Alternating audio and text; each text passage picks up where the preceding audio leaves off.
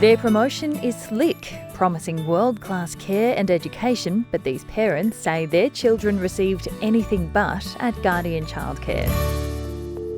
She started losing weight, she wasn't eating well, and I found out that they actually were not feeding the children well at all. Mouldy bread, just some rice, some plain rice. Pia Stark became suspicious when her daughter would return home with heavy soiled nappies, ongoing heat stroke to the point of vomiting, and speech development that was going backwards. Nothing made sense until eventually, obviously, we were told what was going on at the daycare, and then it all fell into place. She's one of nearly 50 staff and parents who have walked away from the 7 Guardian childcare centres operating in Canberra. Many want to remain anonymous because their children still attend Guardian and they can't find care anywhere else. Roy's 2-year-old son was abandoned outside the centre alone. They only noticed because he banged on the glass door trying to get someone's attention, trying to get back inside. The centre self-reported and promised an investigation with involvement of the Department of Education. But since then I haven't heard anything. Jack Randall pulled his son out of Guardian when he returned home with the same nappy he'd been wearing in the morning for a 5th time.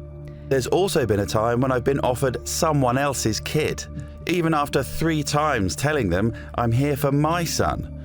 They kept offering me another child. The last straw for Tamsin Friedland was when her child, who is Jewish, was served pork meatballs. If they're not labelling their food for cultural preferences, they're probably not labelling it for dietary issues or for allergies either. And that was exactly the case for this mum, who said staff had admitted to serving garlic, paprika and banana to a child who was severely allergic. It makes us very hesitant to keep sending her there. It's essentially half my paycheck.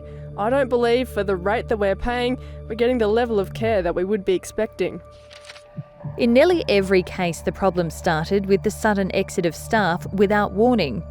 It prompted dozens of parents to sign an open letter to Guardian CEO Warren Bright, complaining about the shortcomings, demanding an explanation for the mass staff exodus. We've observed the impact on our children, including welfare issues, emotional upset, disruption to learning and safety concerns. CEO Warren Bright said Guardian had a zero tolerance for harm policy, but he added that sometimes our teams do not deliver to our expectations and pinned the blame for many of the issues on a former centre manager.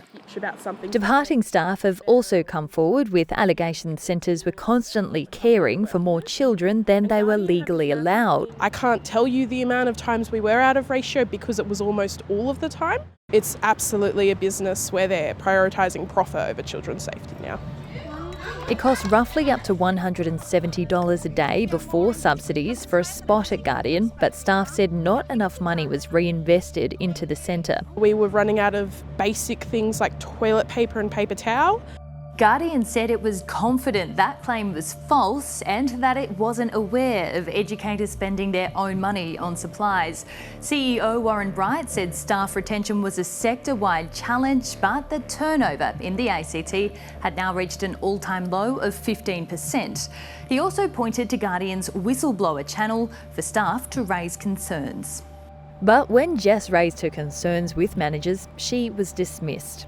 We are required by law to report all of those things, but on multiple occasions I was encouraged not to make reports for that because it made our centre look bad. Guardian is among the biggest childcare providers in the country, looking after more than 15,000 children at around 170 centres. It's backed by a Swiss private equity firm called Partners Group, which is set to sell Guardian this year for a reported price of $1 billion. The new age of private markets. Guardian said it was one of the highest rated providers in the country, with more centres exceeding standards than any other provider.